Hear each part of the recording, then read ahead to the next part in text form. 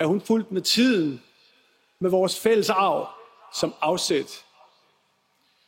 Til altid vil hun blive husket som en regent ud over det.